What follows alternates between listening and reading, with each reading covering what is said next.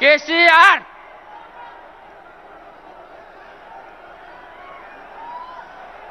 सर्वांनी खाली बसून घ्यावं.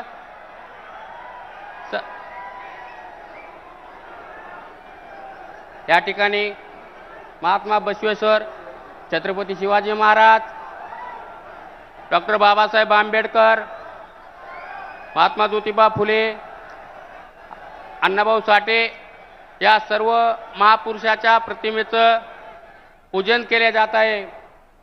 कारण हा जे काय महाराष्ट्र आहे छत्रपती शाहू फुलेंचा महाराष्ट्र आहे भावांनो. आणि या छत्रपती शाहू फुलेंच्या महाराष्ट्रामध्ये, छत्रपती शाहू फुलेंच्या या महाराष्ट्राच्या भूमीमध्ये आदरणीय केसीआर यांचं स्वागत आपण या जनसमुदायाने केलेलं आहे. खरोखरच ही महाराष्ट्रासाठी चांगली बाब आहे, अभिमानाची बाब आहे. हा काय आपला सभा नाही किंवा काय नाही, हा फक्त आणि फक्त प्रमुख कार्यकर्त्याचा पक्षप्रवेश मेळावा आहे. आणि या पक्षप्रवेश मेळाव्यामध्ये, या ठिकाणी पक्षप्रवेश मेळाव्यामध्ये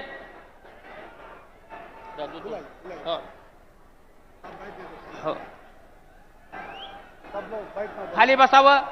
बाकीच्या मंडळीने सुद्धा सर्वांनी खाली बसून घ्यावं अशी मी त्यांना विनंती करतोय. हो. स्टेजवरील सर्व मंडळींनी खाली बसून घ्यावं. या ठिकाणी महाराष्ट्रातील एक युवा आमदार,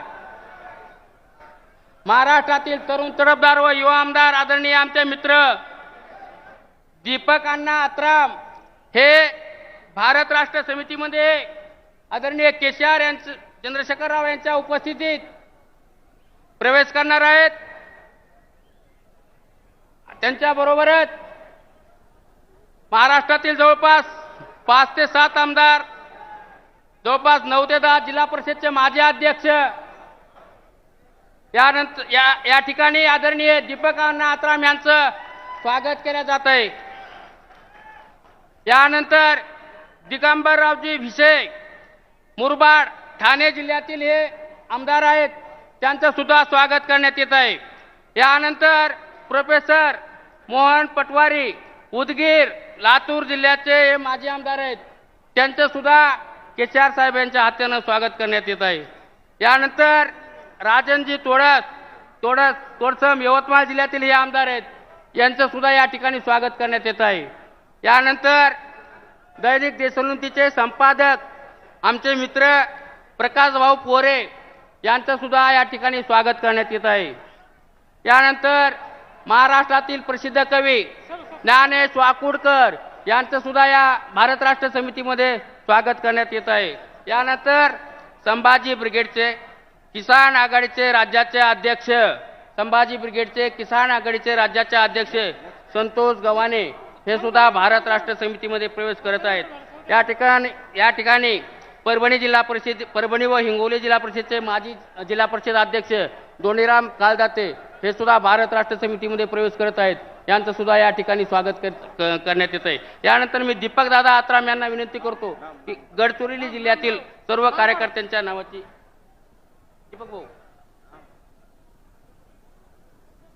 दीपक दादा आत्राम.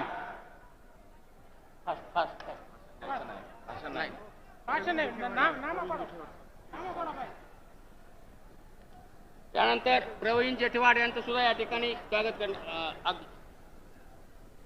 गडचिरोली जिल्ह्यातील ऐरी विधानसभा क्षेत्रामधील काही प्रमुख नेते या ठिकाणी आदरणीय केसीआर साहेबांच्या हस्ते यांचं या ठिकाणी स्वागत घेणार आहेत. जिल्हा परिषद सदस्य आदरणीय अनिताताई आत्राम, जिल्हा परिषद सदस्य जयसुधाताई जनगम, जिल्हा परिषद सदस्य संजयजी चरडुके, जिल्हा परिषद सदस्य कारूजी रापंजी, नगरसेविका सुनीताताई कुसनाके, जिल्हा नगर परिषद सदस्य बंडूजी आलाम, सरपंच लक्ष्मणजी गावडे, अजयजी आत्राम, सूरजजी गावडे, बिच्चमयाजी कुडमेते, दिवाकरजी कोरेत, उमेशजी मोहुर्ले, नगरसेविका भवानीताई गागापुरपू,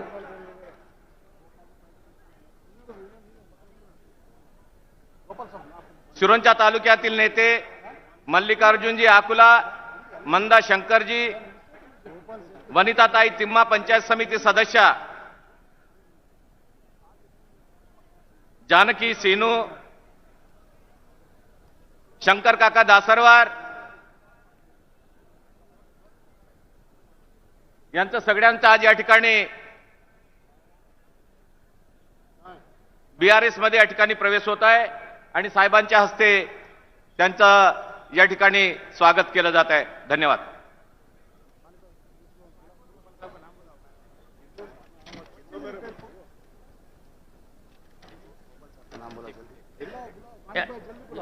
तालुका अध्यक्ष आमचे बानयाजी जनगम, त्यानंतर गोपाल शेट्टी गोरंट्यालजी यांचं सुद्धा भारत राष्ट्र समितीमध्ये स्वागत करण्यात येत आहे.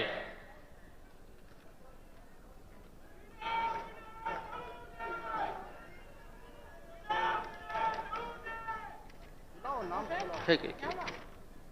त्यानंतर ॲडव्होकेट पंढरीनाथ पवार अहमदनगर यांचं सुद्धा या ठिकाणी भारत राष्ट्र समितीमध्ये स्वागत करण्यात येत आहे. त्यानंतर दस्तगिरी पठाण. मी स्टेजच्या मागे असणाऱ्या सर्वांनाच विनंती करतो, आता नावं काय सगळ्याचे घेता येणार नाहीत, सगळ्यांनी लाईनवर यावं आणि भारत राष्ट्र समितीमध्ये प्रवेश करून घ्यावा. एका एकाचं नावं जर घेत गेलं तर आपल्याला फार उशीर होणार आहे. जे जे असतील मागे कोणी राहिलेले, कारण आता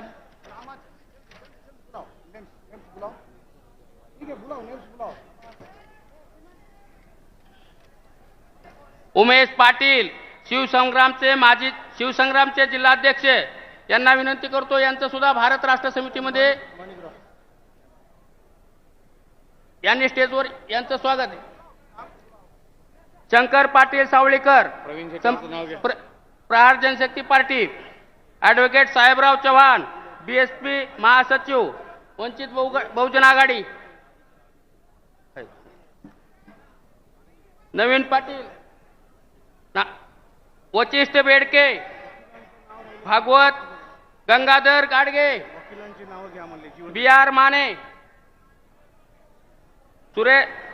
सौरभ मानपांडे नांदेड, काश्मीर सिंग नांदेड, जसपाल सिंग चोपड़ा, सुरेश पाल सिंग नांदेड, गजेंद्र सिंग नांदेड, रविंद्र जो उपस्थित है उनको वो हो गए, नाम बताओ ना उनका.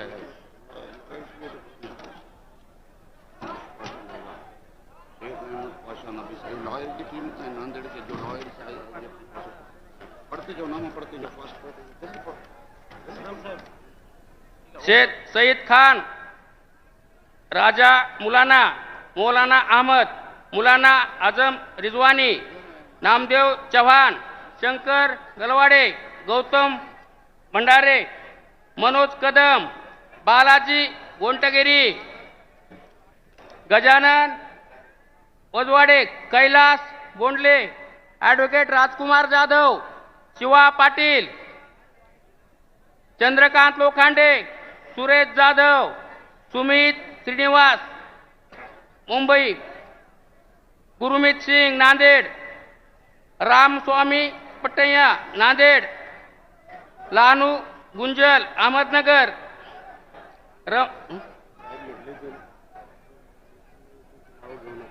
नाही आहेत का ना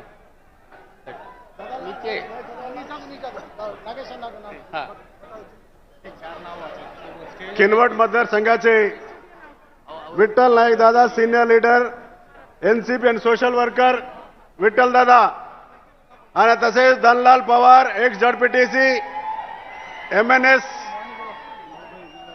MNS contested candidate Dhanlal Pawar, Dadarao Tekam, Kolam संघ किनवट तालुका, सीताराम कुडमेते रिटायर्ड तहसीलदार Sarkani Kinwat, Ram Reddy sarpanch senior leader, Bhimrao Sonkamble Todasam Mahajan Sarkani Kinwat, Shrihari Neminwar, Shrinivas Neminwar, Velmasangam Kinwat Belluri, Ramu Piswar student leader, Sanjay Yerme ST youth Kinwat, Dilip Dhanlal youth Banjara અને पृथ्वीराज विश्वनाथ कुमरे सरपंच जरूर।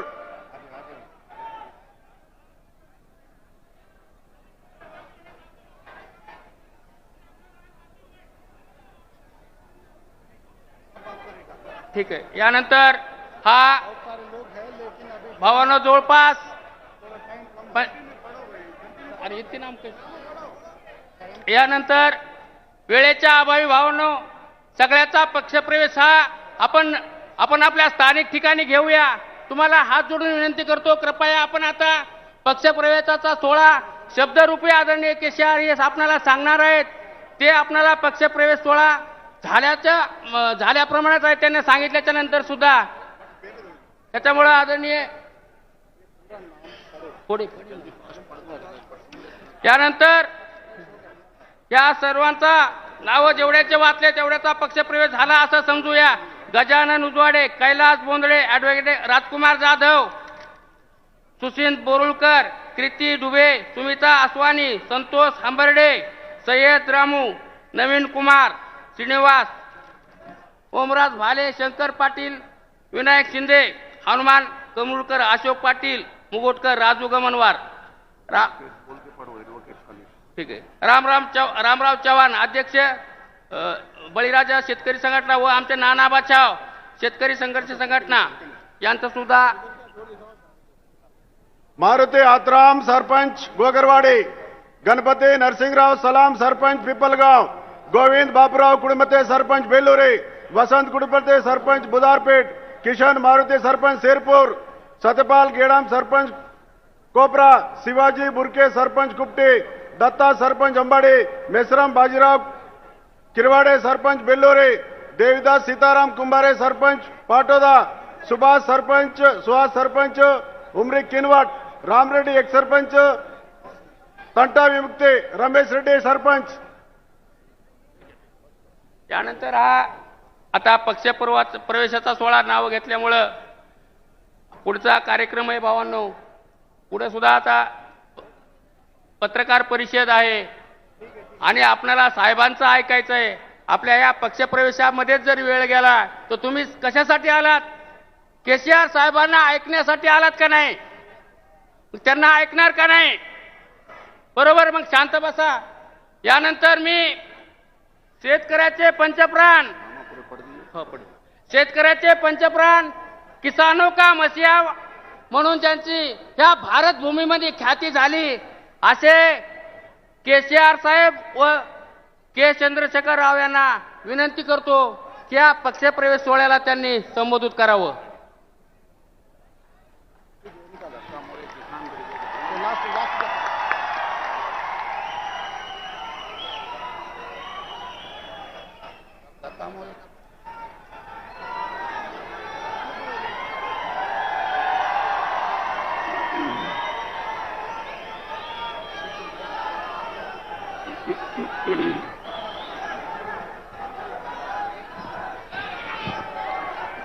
सबसे पहले छत्रपति शिवाजी महाराज और शव Maharaj doctor B R. Ambedkar, doctor Jyotirao Phule, मां सावित्रीबाई ऐसे महान पुरुषों को जन्म दिए इस पावन धरती महाराष्ट्र धरती को मैं प्रणाम करता हूं।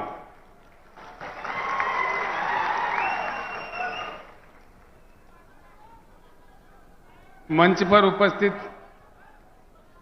नेतागण, महाराष्ट्र और तेलंगाना आज इस पक्ष प्रवेश सभा में आए हुए भाइयों, बहनों, पत्रकार मित्रों, मैं आप सभी को प्रणाम करता हूं।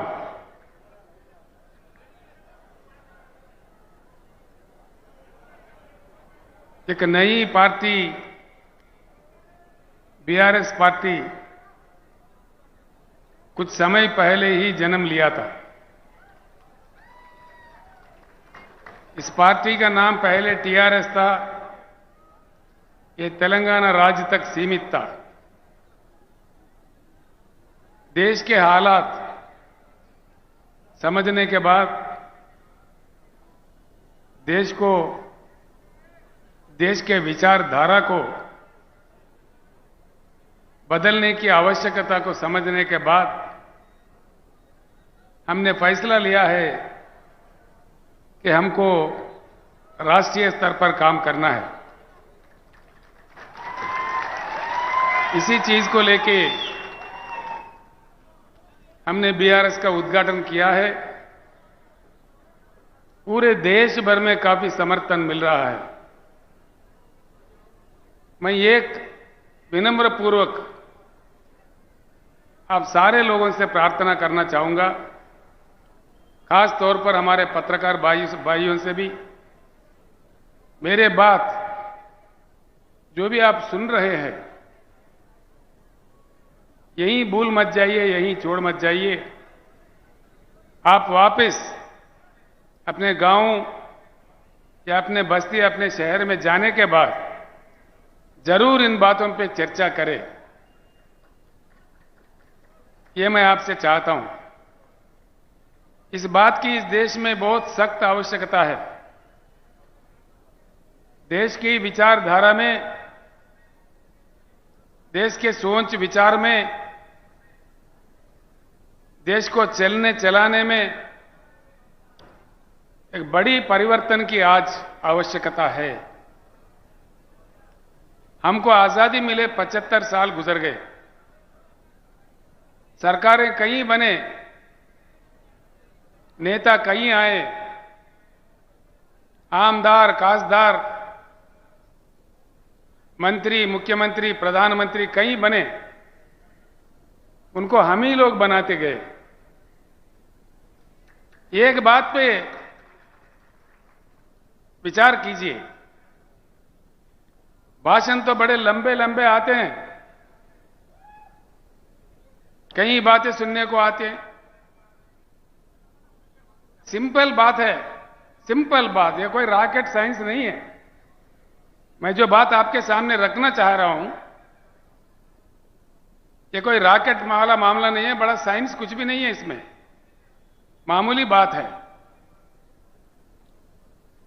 75 साल के आजादी के बाद इतने मुख्यमंत्री, इतने पार्टियां, इतने सरकारें, इतने प्रधानमंत्री बनने के बाद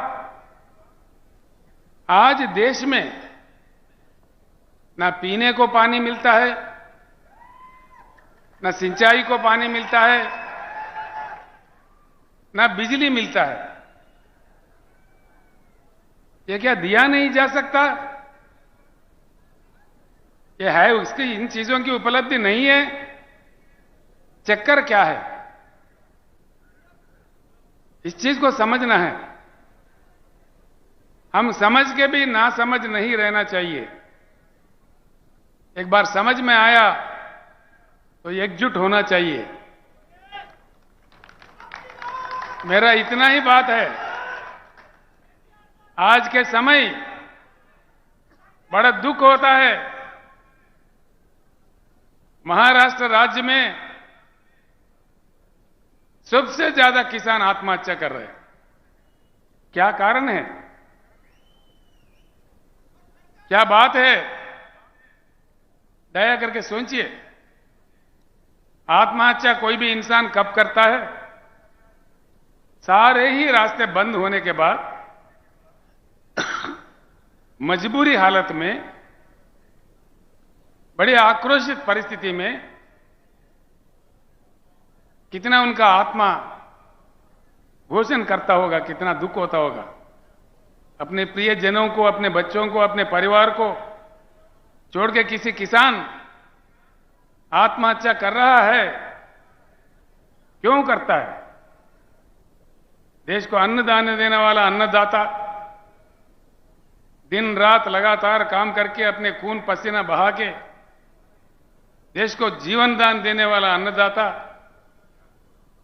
क्यों आत्महत्या करने पे मजबूर है इस देश में? क्या चक्कर है इसके पीछे? ये सोचने की बात है। अब इससे बुरा और क्या हो सकता है? एक तरफ हमारे किसान मर रहे, रंग बिरंगी झंडे, भाषण देखो माइक पड़ जाता है, घंटों पर भाषण, असेंबली में भाषण, पार्लियामेंट में भाषण,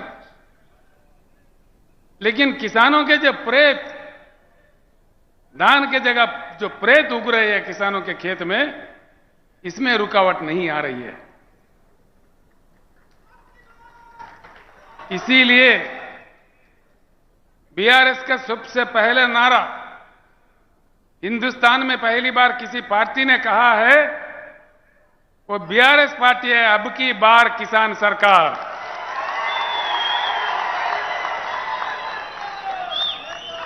अब की बार, मुझे सुनने नहीं दे रहे, अब की बार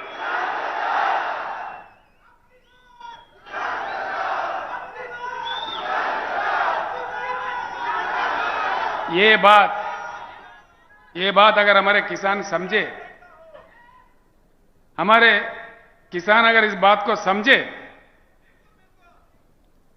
धर्म के नाम पे, रंग बिरंगी झंडों के नाम पे, जाति के नाम पे, राजनीतिक पार्टियों के नाम पे बंटवारा नहीं होते हुए अगर हम एकत्रित हो, एकजुट हो, वज्रमूठ हो, ये कोई असंभव बात नहीं है। सिंपल बात है, इस देश में किसानों की संख्या 42% से ज्यादा है। 16 करोड़ हमारे किसान परिवार है, और उसमें मजदूर खेती, हमारे खेती पे काम करने वाले जो मजदूर भाई है, हमारे साथी है, वो दोनों अगर मिला दिए हम 50% से आगे है। सरकार बनाने के लिए इससे ज्यादा ताकत नहीं चाहिए। एक ही बात गांव में जाके चर्चा कीजिए, आज रात में, आज में, कल में, जब आपको टाइम मिले, अपने दोस्तों के साथ, अपने किसानों के साथ संजीदा बैठ के चर्चा उठाइए। क्या केसीआर ने आके नांदेड़ में ऐसा कहा कि ये बात सच है कि झूठ है? मैं इतना ही आपसे प्रार्थना करता हूं, जो लोग समझते हैं बात को एक दीप से दूसरा दीप जलाए जैसा, बात को फैलाना चाहिए, समझाना चाहिए। मुझे पूर्ण विश्वास है, भारत बुद्धिजीवियों का देश है, बुद्धुओं का देश नहीं है। वक्त आने पर, देश को बात समझ में आने पर, महापुरुषों को, महानेताओं को यूं तुत्कार दिया। देश में जब इमरजेंसी लगा, पाबंदियां लगे, लोग नायक जयप्रकाश नारायण के एक आवाज पे सारे देश एकत्रित हुए, उस समय के महान नेताओं को यूं उठा के फेंक दिए। आज वक्त आया है किसान भाइयों, बहुत हो गया इंतजार। 75 साल काफी लंबा ही समय होता है। अब तक हम हल चलाते हुए कलम किसी और के हाथ में दिए। किसानों को आज सिर्फ हल चलाना नहीं, कलम चलाना, कानून बनाना भी सीखना चाहिए। बोलने से फायदा नहीं है भाइयों, खाली बोलना नहीं है, नारा लगाना नहीं है। खुद बन जाओ आमदार, खुद बन जाओ खासदार, तभी बनेगा किसान सरकार। ये चेतना अगर आ गया, मैं एक बात आपके सामने रखता हूं, मैं कोई अमेरिका का कहा नहीं, या किसी अन्य देश का कहानी या किसी अन्य राज्य का कहानी नहीं कहता, जो अपने महाराष्ट्र राज्य में उपलब्ध है। भाई क्या बात है। अब एक ही बात है, जब भी चुनाव आता है ना, चुनाव आने पर क्या हो रहा है, किसी न किसी पार्टी जीतता है, किसी न किसी नेता जीतता है, लेकिन जनता हारता है। अब कुछ उल्टा होना चाहिए। आगे चुनाव जब भी होगा, जनता को जीतना चाहिए, वो किसानों को जीतना चाहिए। हमारे समस्याओं का वही समाधान है। हकीकत में क्या है, भारत क्या गरीब देश है? बिल्कुल नहीं है। आप लोगों को आश्चर्य होगा, राजनीति में मेरा जीवन अब तक 50 साल बीत गए। मैं राज्य मंत्री, एमएलए, एमपी, केंद्र मंत्री, मुख्यमंत्री, कई चीज पे काम किया। अनुभव के साथ मैं कह रहा हूं, सत्य यह है कि हमारा देश अमेरिका से भी धनवान देश है। करने वाला अगर हो, नेता का काम ईमानदार हो, काम दमदार हो, अमेरिका से भी हम प्रबल आर्थिक शक्ति बन सकते हैं। इसमें कोई गुंजाइश, कोई शक नहीं है। लेकिन नहीं बनते। एक ही बात से आप समझ जाओगे। एक छोटी सी बात मैं आपको कहूंगा, मैं आपका ज्यादा वक्त भी खराब नहीं करूंगा, जो आप आसानी से समझ पाओगे वो बात मैं आपके सामने रखना चाहता हूं। यहां भारत में संपत्ति है, उस संपत्ति से प्रजा वंचित है। क्यों? क्या पाप किया है जनता ने? प्रकृति ने, भगवान ने 4 चीज, बहुत ही मूल्यवान चीज हमको दिया है। वो है पानी, भूमि, कोयला, काम करने वाले 140 करोड़ जनता। इस देश में अमेरिका हमसे 2.5 गुना बड़ा है, लेकिन उनके पास कृषि योग्य भूमि सिर्फ 29% है। चाइना हमारे से 1.5 गुना बड़ा है, लेकिन उनके पास कृषि योग्य भूमि सिर्फ 16% है। पूरे दुनिया में सिर्फ भारत ही ऐसा देश है जहां 50% कृषि योग्य भूमि है। भारत के भूमि को एकड़ में अगर नापा जाए, भारत का सारा जमीन, भारत देश का 83 करोड़ एकड़ बनता है, 83 करोड़ एकर्स। इसमें सीधे ही 41 करोड़ एकड़ कृषि योग्य भूमि है।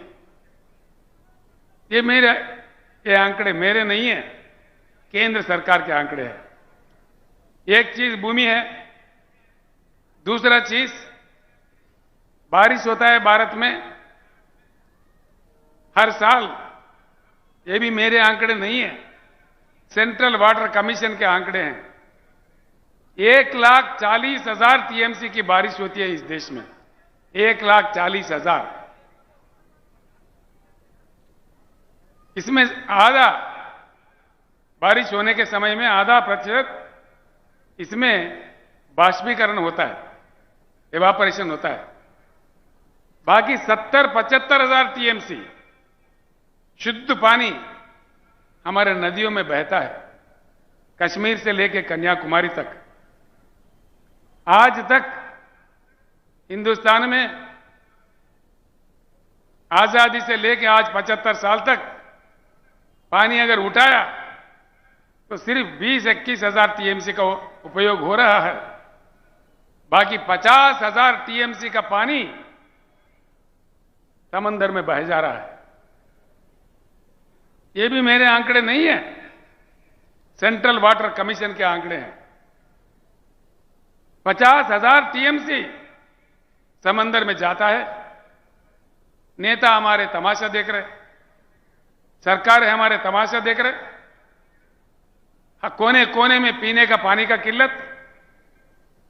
महाराष्ट्र मुझे बड़ा अजीब लगता भैया। महाराष्ट्र से कृष्णा निकलता है, गोदावरी निकलता है, यहां प्रवरा नदी है, पूर्णा नदी है, पेनगंगा है, वेनगंगा है, वारदा है, पंचगंगा है, घटप्रभा है, मंजीरा है, भीमा है, प्राणहिता है, इंद्रावती भी है और छोटे छोटे कई नदियां हैं। महाराष्ट्र राज्य में पानी का किल्लत क्यों? किस लिए? इसके कसूरवार कौन है? दया करके सोचिए।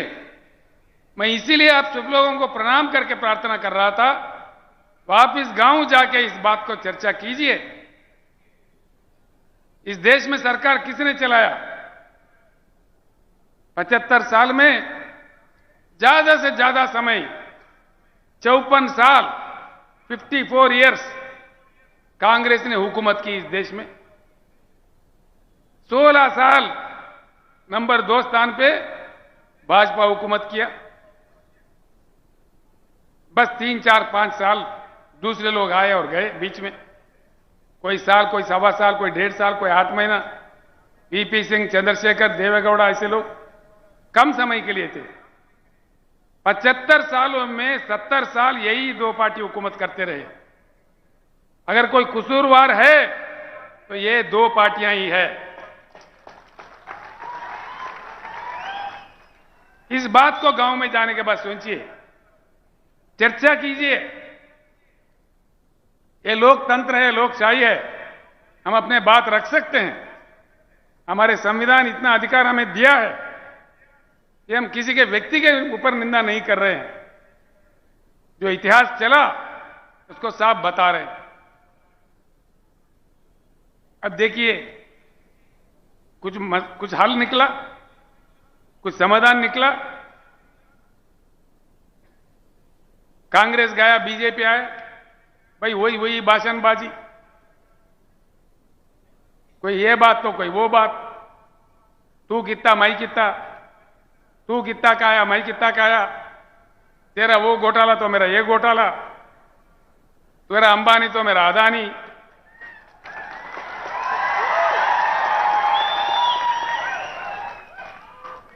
एक सिंपल बात मैं बताता हूं, सिंपल बात है जो आपके आंखों के सामने है, आसानी से आप समझ जाओगे। माननीय मोदी जी जैसा प्रधानमंत्री बने, उनका एक बड़ा गंभीर स्कीम था make in India. Make in India joke in India बन गया। क्या किधर गया भाई make in India? Make in India काम करता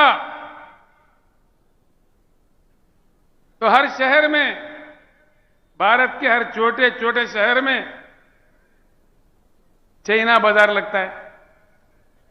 पतंगों का मांझा चाइना से आता है।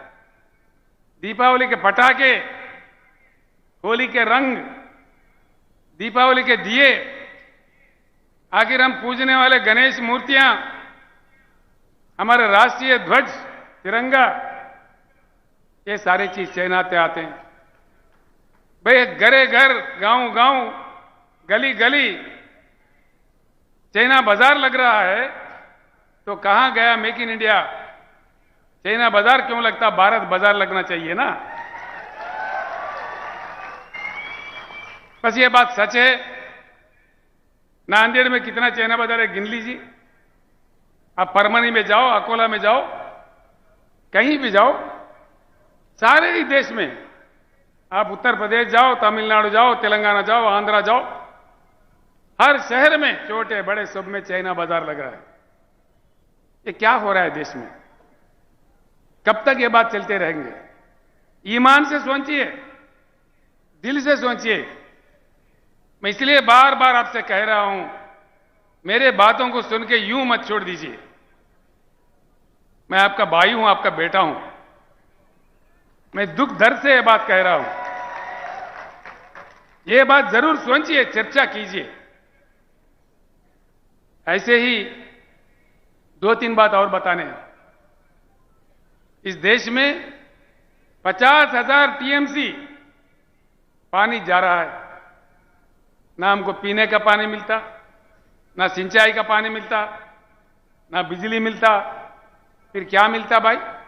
भाषण मिलेगा, मन की बात, ये बात, वो बात, कब तक मिलेगा?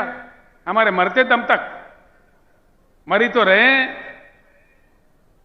तो इस बात पे बहुत सीरियस तरीके से आप लोगों को, खास तौर पर किसान भाइयों को, किसान घर के महिलाओं को, हमारे युवा लोगों को, हमारे पढ़े लिखे लोगों को, हमारे वकील साहब लोगों को, हमारे टीचर्स, लेक्चरर्स जो बुद्धिजीवी है, जो लेखक, कवि, गायक है, सारे लोगों को मैं सर झुका के प्रणाम करके इस पावन धरती, महाराष्ट्र के पावन धरती से विनय पूर्वक विनम्र करता हूं, दया करके इस बात पे सोचिए। ये कोई राजनीति नहीं है, हमारे जीवन और मृत्यु की सवाल है, जिंदगी और मौत की सवाल है। कब तक मरते रहेंगे? क्यों मरना भाई? क्या हमारी किस्मत यही है? हम आत्महत्या करने के लिए पैदा हुए? और तो और देखिए, मैं आपको एक बात बताता हूं, 2-3 बातें हैं, अब बड़ी आसानी से समझ सकेंगे। महाराष्ट्र में नदियां इतने सारे हैं, देश में तो और कई हैं। जैसा मैंने कहा आपको, मैं यहां से यहां के बाद पत्रकारों के पास काफी मटेरियल दूंगा आज, कल पूरे टीवी में, अखबार में भी आ जाएगा, वो भी पढ़ लीजिए। कुछ बातें अभी रखता हूं मैं, बाकी बहुत सारे चीज जो स्टैटिस्टिक्स है, ऐसी आम सभाओं में जो नहीं कहा जा सकता, वो आज मैं पत्रकारों के इसमें गोष्ठी में मैं बताने वाला हूं। कल जरूर दया करके अखबार भी पढ़िए, लोकमत पढ़िए, देशोन्नति पढ़िए, जो जो पत्र आपके पास आते हैं वो पढ़िए। एक बात सुनिए, दुनिया का सबसे बड़ा रिजर्वायर, पानी का रिजर्वायर है, हमसे बहुत छोटा देश में, जिम्बाब्वे देश में है। उसका स्टोरेज कैपेसिटी, उसकी क्षमता है 6,500 टीएमसी, 6,533 टीएमसी, सबसे दुनिया का बड़ा ये रिजर्वायर है। इसी प्रकार के नाइलू नदी पे, रशिया में अंगारा नदी पे, चाइना में हैंगजी नदी पे, अमेरिका में कोलोराडो नदी पे, किसी अन्य देशों में अन्य नदियों पे 1000, 1500, 2000, 3000, 4000, 5000 टीएमसी के रिजर्वायर्स बन चुके हैं। इतना विशाल भारत, इतनी विशाल जनता, जहां सूखा भी पड़ता है, जहां बाढ़ से भी प्रभावित होता है, ऐसे क्या कम से कम 3-4 रिजर्वायर नहीं होना चाहिए? होना चाहिए कि नहीं होना चाहिए? सुनने में नहीं आ रहा है। होना चाहिए, ऐसे बड़े बड़े रिजर्वायर बनना चाहिए। फिर क्यों हमारे सरकार चुप बैठे हैं? मतलब ये नहीं बनते, और उल्टा चक्कर क्या बनते?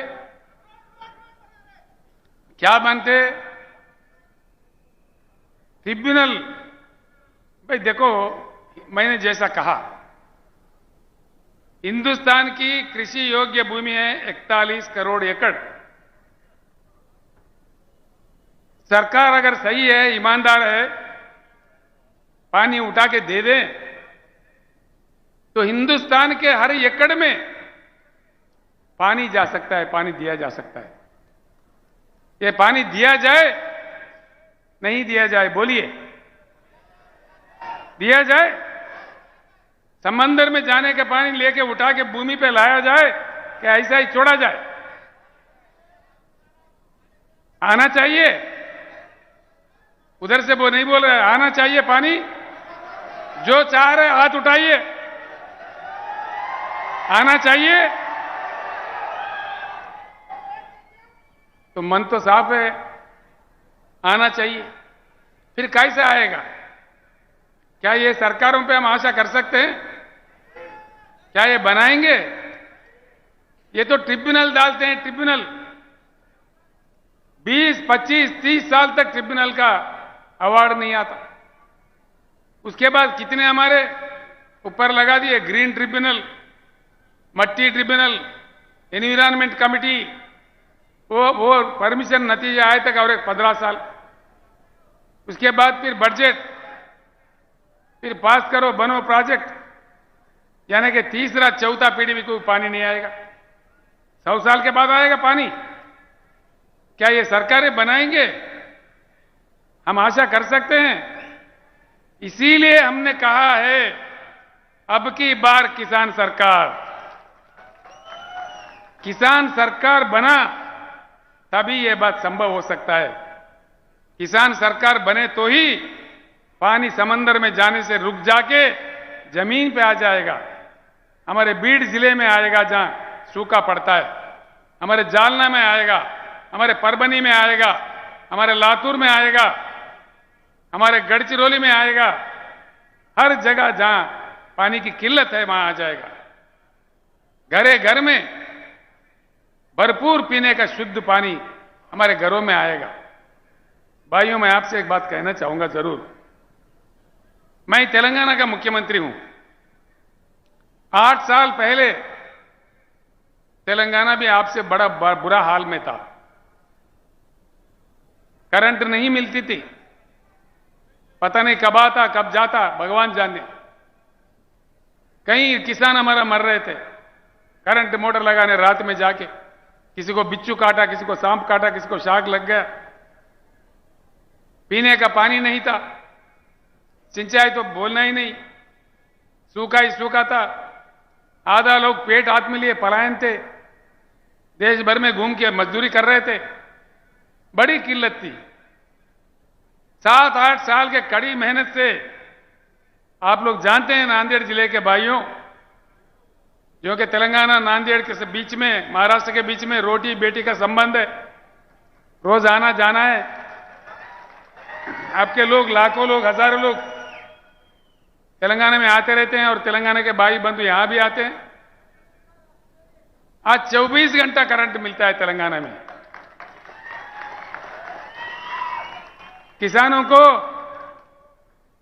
प्रकल्प से जो पानी देते हैं, पानी प्रकल्प से, प्रोजेक्ट से, कोई पानी पट्टी नहीं, फ्री में पानी देते हैं। किसानों को 24 घंटा उच्च गुणवत्ता वाला बिजली फ्री में देते हैं। कोई जाके, कोई माई का लाल का दम नहीं है किसान के पास जाके तुम्हारा कितना एचपी है, कितने मोटर है, क्या तुम्हारे 3 मोटर है, 2 मोटर है, लगाओ 50 मोटर भी लगाओ, कोई पूछने वाला नहीं है। कोई पूछने वाला नहीं है। आप जाइए, आप लोग आइए, मैं आपको आह्वानित करता हूं। 4 कदम यहीं आप आदिलाबाद आके देख सकते हैं। और किसानों को हमने 100%, मराठी भाषा में 100% कहते हो, बीमा का जो रकम है 100% सरकारी बनती है। और दुर्भाग्यपूर्ण तरीके से किसी किसान का मृत्यु एक्सीडेंटल नहीं, सहज रूप में, स्वाभाविक तरीके से भी, नेचुरल डेथ भी, नेचुरल मृत्यु भी अगर होता है, 8 दिन के अंदर उनके घर में 5 लाख का चेक पहुंच जाता है। 70 लाख किसानों का हमने ऐसा किया है। अभी तक करीब करीब 1 लाख किसान जिनका मृत्यु हुआ, उनके घर पैसा पहुंच गया है। और किसानों के लिए 10,000 रुपए हर एकड़ को निवेश के लिए देते हैं, हर एकड़ को। और खरीदारी दान जितना भी उगता है, पूरा पैदावारी 7,000 हमने परचेजिंग सेंटर खोला है। सारा का सारा दान सरकार ही खरीदता है, पूरा एमएसपी देके। ये चीज जब तेलंगाना में संभव है तो महाराष्ट्र में क्यों नहीं, मध्य प्रदेश में क्यों नहीं, अन्य राज्यों में क्यों नहीं, पूरे भारत में क्यों नहीं। क्यों नहीं? नहीं, इसीलिए कि किसान सरकार नहीं तो ये सब कुछ नहीं। जहां किसान सरकार है वहां ये सब कुछ है। तो हम भी महाराष्ट्र में ये चाहेंगे या नहीं चाहेंगे? फिर बनाएंगे किसान सरकार? टंडा टंडा बोल रहे आप, बनाएंगे किसान सरकार? इसलिए मेरा आप लोगों से विनती है। दूसरी बात, ये पानी की कथा है। करंट का क्या चक्कर है भाई? आता ही नहीं है। क्यों नहीं आता? क्यों नहीं आता भाई? मैं ये एक बात कहता हूं, लिख लीजिए। इस देश में कोयला इतना है, 361 बिलियन डॉलर कोयला है हमारे पास। देखो हमारे वो करंट कर्मचारी है, लड़ेंगे लड़ेंगे। 361, हाँ काटन कपास के लोग हैं, बैठ जाओ भैया। 361 बिलियन टन्स का कोयला है। देश को जितना करंट चाहिए उतना अगर कोयला से बिजली पैदा करके अगर देश में 24 घंटा करंट भी दे दें, 125 साल के लिए ये कोयला सीमा बस है। और कोयला कहां है? कहीं आकाश में है? यही है, हमारे चंद्रपुर में है, बलारसा में है, उमरेड में है, हमारे गुग्गुस कालरीज में है, महाराष्ट्र के धरती में ही है। महाराष्ट्र में गोदावरी भी है, महाराष्ट्र में कोयला भी है, लेकिन यहां पानी नहीं मिलता और बिजली नहीं मिलता। यह क्या चक्कर है भाई? जरूर इसमें दाल में कुछ काला है। ये बात अगर आप सही समझ जाओ, इसमें कोई संस्कृत नहीं है, कोई अंग्रेजी नहीं है, कोई जर्मनी जापानी भाषा नहीं है। कौन सा बड़ा समझने की बात है इसमें? बस हम झंडा देखते ही पागल हो जाते हैं।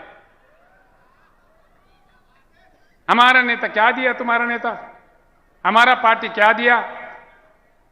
क्या बनते? जब ज्यादा से ज्यादा सरपंच बनते होंगे, जिला परिषद चेयरमैन बनते होंगे, लेकिन हमारे किसानों का प्रेत उठ रहा है। इसमें हमको एहसास नहीं होना चाहिए? हमारे घरों में पानी की किल्लत है, इसका हमारे एहसास नहीं होना चाहिए? ये राजनीतिक तमाशा जब तक चलता रहेगा तब तक हम खामोश रहेंगे, तब तक हम बटे हुए रहेंगे, जब तक हम एकत्रित नहीं होंगे। जो संपत्ति हमारे सामने है, हमारा अपना है, हमारे गांव में है, हमारे राज्य में है, इसको जाके हमको वर्ल्ड बैंक से कोई भीख मांगने की जरूरत नहीं है, कोई अमेरिका का फाइल पकड़ने का जरूरत नहीं है। हमारा संविधान है, हमारे कानून है, हम कुछ सब कुछ बना सकते हैं। हम में वो ताकत है, हम आजाद हिंदुस्तान है। लेकिन पार्टियों के नाम पे, धर्म के नाम पे, जाति के नाम पे बटे हुए, बिखरते हुए हिंदुस्तानी है। इसलिए हमारा हालत यह है। मैं एक बात पूछता हूं भाइयों, ध्यान से सोचिए, दिल से सोचिए। आज इस देश का लक्ष्य क्या है? भारत का कोई लक्ष्य है? भारत अपना लक्ष्य खो दिया है, अंधेरे में अपने रास्ते भूल जाके अपने लक्ष्य खो दे के भटक रहा है। बस चुनाव जीतना ही लक्ष्य है, कोई लक्ष्य नहीं है। चुनाव जीतो, दंगा करो, फसाद करो, जाति भेद लाओ, मतभेद लाओ, करोड़ों खर्च करो, शराब पिलाओ, हत्या करो, लेकिन चुनाव जीतो। कब तक जिताते रहेंगे? आकर हम तंग नहीं हो रहा है? जिता जिता के थक गए भाई। कितने आते हैं वोट भिखारी, हर चुनाव में आते हैं रंग बिरंगी कहानी लेके। नेता बदलता है, हमारे किसानों का हालत क्यों नहीं बदलता? किसानों का हालत अगर बदलना है, जैसा तेलंगाना राज्य में बदला है, किसान सरकार आने पर ही बदलता है। अब देखो मैं दुबला पतला आदमी हूं। मैं जब शुरू किया था, नेता लंबे लंबे मोटे मोटे थे मेरे से। अरे बोला ये दुबला पतला याद ये कुछ कुछ दबा देगा भाई, इससे क्या होगा। अब क्या हुआ, देश जाता है। तो इसलिए नेता को देखा हैरान नहीं होना चाहिए। नेता का मोटापा कहां से आता है भाई? हमारे वोट से ही आता है। नेता बनता कहां से है? नेता का शक्ति क्या है? जब हम ये बात जान गए, जब तक ये बात नहीं समझेंगे भाइयों मेरे बहनों, हमारे को मुक्ति नहीं मिलेगा। हम ऐसे ही आत्महत्या करते रहेंगे, लेकिन हमारा कोई देखेगा नहीं। वो लोग हमको लाइट ले लेंगे। दूसरा बात, मैं आपको आश्वासन देता हूं, अगर आप किसान सरकार बनाओ, गुलाबी सरकार बनाओ, 2 साल के अंदर जगमगाता हिंदुस्तान जगमगाता महाराष्ट्र। हिंदुस्तान के हर गांव में, महाराष्ट्र के कोने कोने के हर छोटे छोटे कस्बे में भी 24 घंटा उच्चगत गुणवत्ता वाला पावर देंगे। ये मेरा आपसे वायदा है। ये हमने करके दिखाया है तेलंगाना राज्य में। जब वहां संभव है, एक बात और सोचिए, तेलंगाना 1/3 यानी कि 4 करोड़ तेलंगाना का आबादी है, छोटा राज्य है। महाराष्ट्र 12.5 करोड़ का आबादी है। तेलंगाना का बजट है 2.5 लाख करोड़। महाराष्ट्र का बजट है 5 लाख करोड़। जब तेलंगाना में किसानों को निवेश दे रहे हैं एकड़ में 10,000, क्या महाराष्ट्र में नहीं दिया जा सकता? महाराष्ट्र में क्या धन की कमी है? धन की कमी नहीं है यार, मन की कमी है। ये बात समझ जाओ। किसान भाई, अगर जो तेलंगाना में जो सुविधा मिल रहा है, सारे सुविधा अगर आप चाहते हो तो उठाओ गुलाबी झंडा और वार ऐसा करो कि खुद बन जाओ नेता। कोई नेता को देखा हैरान होने की कोई जरूरत नहीं है। हम में से ही नेता निकल आते हैं। ये जो नेता है बाल का सुमन है, कहां बैठा है? बाल का सुमन है, ये देखो कितना जवान है। ये कॉलेज में पढ़ रहा लड़का था, मेरे साथ जंग में आया था। कम से कम उम्र में ये पहली बार एमपी बन गया। उसके बाद 30 साल मेरा उम्र जब, हाँ, जब इनके 29 साल उम्र था एमपी बन गया। ये छोटा आदमी थे, विद्यार्थी थे। कहां से बनते हैं? हिम्मत है, ताकत है, लड़ते हैं, ईमानदारी की बात है। तो नेता को देखकर हैरान होने की जरूरत नहीं, हम में से ही नेता को निकालना चाहिए। जब तक ये हम नहीं सीखेंगे तब तक हमारा कोई मतलब समाधान नहीं मिलेगा। ये बात मैं आपको समझा रहा हूं। 13 महीने भैया, अपमान का भी कोई हद होता है, कोई सीमा होता है। 13 महीने हमारे किसानों ने दिल्ली राजधानी पे धरना दिया। 750 किसानों का मृत्यु हुआ। एक शब्द प्रधानमंत्री के मुंह से, एक शब्द, कम से कम आंख से एक आंसू, क्या समझना चाहिए इसको? क्या हम इतना लाचार है? किसान इतना बेकार है? हम नहीं दिख रहे किसी को? 750 किसान मर गए। किसी ने पूछा प्रधानमंत्री जी, ये इतने लोग मर गए, कुछ तो उनका सहायता करो। क्या वो मेरे लिए मरे क्या? प्रधानमंत्री खुद ऐसा कहता है तो देश का हालत क्या होता है? तो किसानों के लिए उनके दिल में कितना इज्जत है, सोचिए। मैं पहले ही कहा कि मैं किसी व्यक्ति के खिलाफ नहीं हूं। मैं अगर हूं, किसान के मददगार हूं, किसान के सपोर्टर हूं। मुझे किसी से कोई पंचायत नहीं है। मैं चाहता हूं दिलो दिमाग से कि इस देश में किसी भी कीमत पर किसानों का आत्महत्या रुक जाए, हिंदुस्तान के रेकड़ में पानी आ जाए, 24 घंटा उच्च गुणवत्ता वाली फ्री करंट मिले, किसान के पैदावारी को पक्का अच्छा दाम मिले, उनका रक्षा हुए, उनका बीमा किया जाए। फसल बीमा, किसल बीमा, जो झूठे वादे, झूठे ड्रामा है, नहीं, सोचने की बात है। बहुत बड़े बड़े नेता है भाई, शर्म की बात है। उत्तर प्रदेश से, महाराष्ट्र से कई किसान नेता भी बोलते भाई हमको जाना है, कहीं को जा रहे हैं भाई, धरना करना है। कहां धरना करना है? शक्कर फैक्ट्री के सामने धरना करना है। हर साल करना है क्या? गन्ना खरीदते हैं, पैसे नहीं देते, 3-3 महीने, 6-6 महीने, कहीं तो देते भी नहीं है, दाम भी नहीं देते। क्या घोटाला है इसके पीछे? क्या हमारे सारे नेता इनसे मिले हुए हैं? या तो फिर केंद्र सरकार के पास, राज्यों के सरकारों के पास, चाहे उत्तर प्रदेश का हो चाहे महाराष्ट्र के, या हमारे संविधान में, हमारे कानून में इतनी कमजोरी है कि किसानों को पैसे भी नहीं दिला पाए? ये क्या चक्कर है? सरकार अगर समझता 24 घंटे के अंदर पैसे ना आ जाए किसान के चौखट पे, नहीं आएंगे? आएंगे क्या नहीं आएंगे? यानी कि क्यों नहीं आ रहे? सरकार नहीं समझ रहे, सीरियसली नहीं ले रहे। इसीलिए 13 महीने का धरना देखो, आज क्या हुआ? कुछ निकला समाधान? 13 महीने का धरना का कुछ समाधान निकला? कुछ नहीं, निकलेगा भी नहीं। इसीलिए कि वो समझ बैठे हैं किसान एकत्रित नहीं होंगे, किसान के पास बुद्धि नहीं है। एक बार एकत्रित होकर बना के बताइए। नांदेड़ भाइयों, महाराष्ट्र के अन्य जिला से आए हुए भाइयों, मैं आपसे विनम्र पूर्वक प्रार्थना करता हूं, आगामी जिला परिषद चुनाव में किसान अपने ताकत दिखा दे, महाराष्ट्र सरकार झुक के आपके पास आ जाएगी। एक बार तो दिखाओ कम से कम। सरकारों को सीधा उंगली से जब घी नहीं निकलता तो टेढ़ा उंगली से निकलना चाहिए।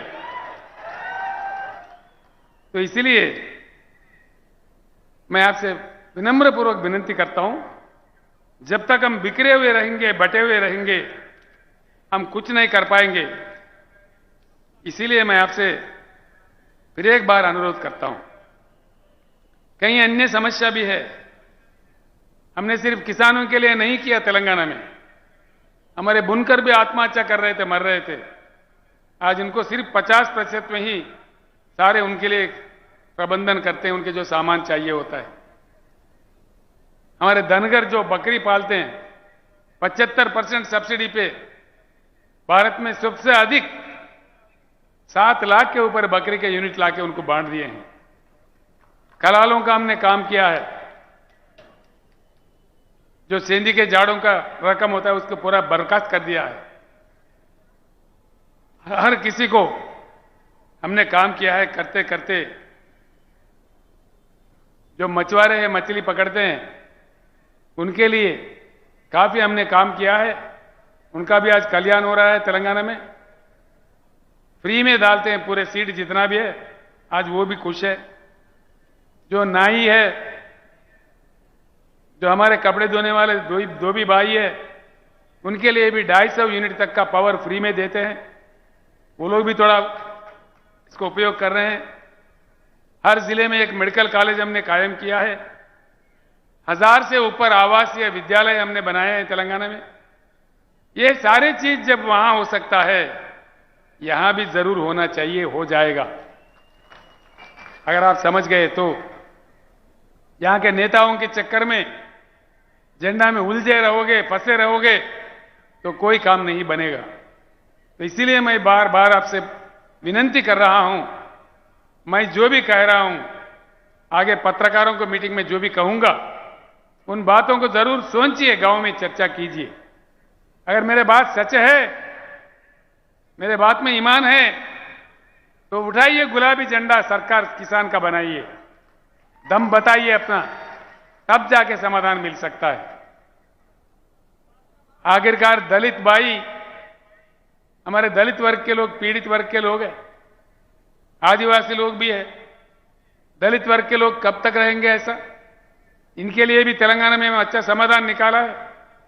जो तेलंगाना दलित बंधु स्कीम है, हमारे पास 17.5 लाख दलित घराने हैं तेलंगाना में। उनको, हर फैमिली को वापस नहीं देने वाला, बिना किसी बैंक के झंझट के 100% सब्सिडी के रूप में 10 लाख रुपए हर घराने को देते हैं। वो जो काम कर सकता है, उनका कोई रोक दाग नहीं है। जो काम वो समझता है कर सकता है, वो कर सकते हैं। तेलंगाना दलित बंधु आज पूरे हिंदुस्तान में मशहूर है। ऐसा ही भारतवर्ष में दलितों के साथ जो अन्याय हुआ, उनका भी पीड़ा चले जाना चाहिए। ये हमारा भारत समाज का फर्ज बनता है। तो इसीलिए हमने प्रतिज्ञा लिया है, शपथ लिया है, बीआरएस सरकार आ जाए तो हर दलित घराने को 10 लाख रुपए दिया जाएगा। हर साल 25 लाख दलित घराने को देश में दलित बंधु भी लागू किया जाएगा पूरे देश भर में। रैतु बंधु जो है, किसान बंधु स्कीम, वो भी हर जगह दिया जाएगा, हर राज्य में दिया जाएगा। भाइयों, इससे मैं एक ही बात आपको कहता हूं, मैं आपको कोई युद्ध करने के लिए नहीं कह रहा हूं, आपसे किसी से झगड़ने का, लड़ने के लिए नहीं कह रहा हूं।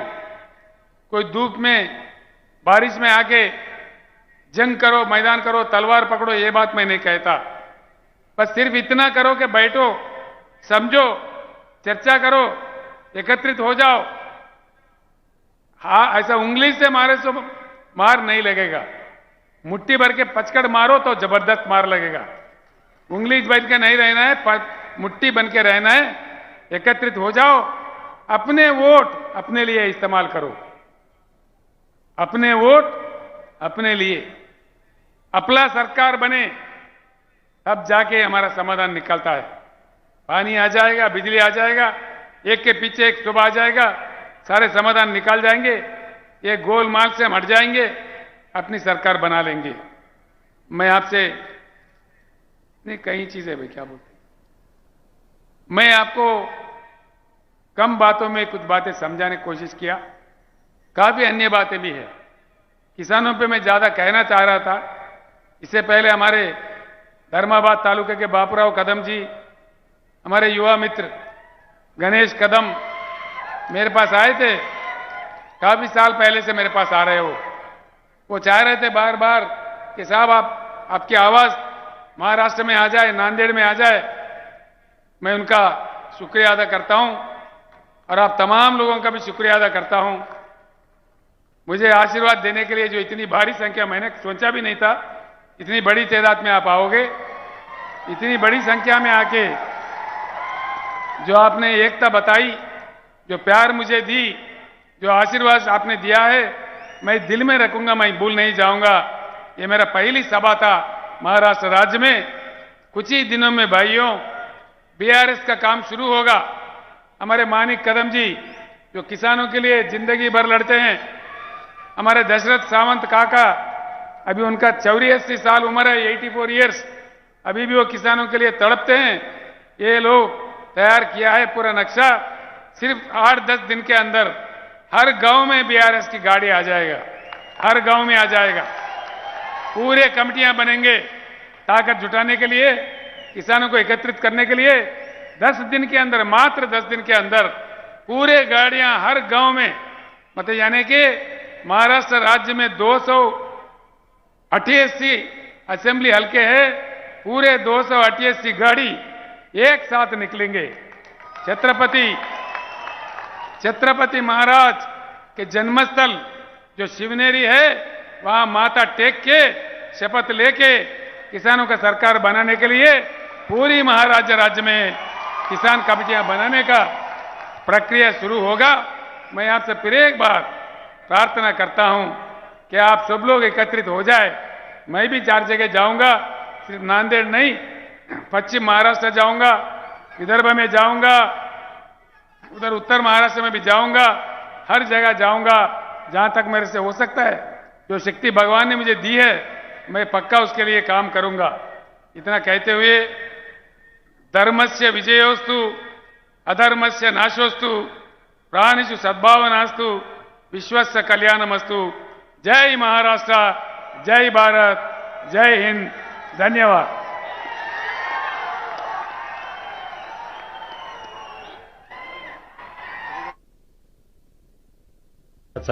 तसेच कड्या कपारीने आणि त्यातून वाहणाऱ्या नद्यांनी नटलेल्या महाराष्ट्राचा गौरव करताना मावळ्यांच्या पोलादी मनगटाने मिळवून दिलेल्या स्फूर्तीतून शब्द उमटतात ते हे